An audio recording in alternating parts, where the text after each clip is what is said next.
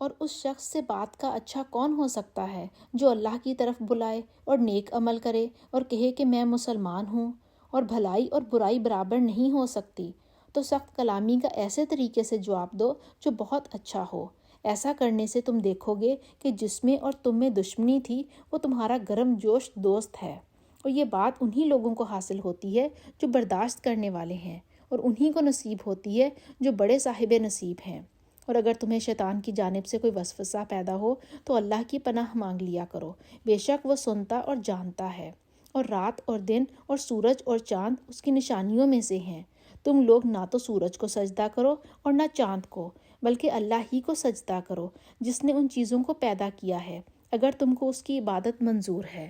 اگر یہ لوگ سرکشی کریں تو اللہ کو بھی ان کی پرواہ نہیں۔ جو فرشتے تمہارے رب کے پاس ہیں وہ رات دن اس کی تسبیح کرتے رہتے ہیں اور کبھی تھکتے ہی نہیں۔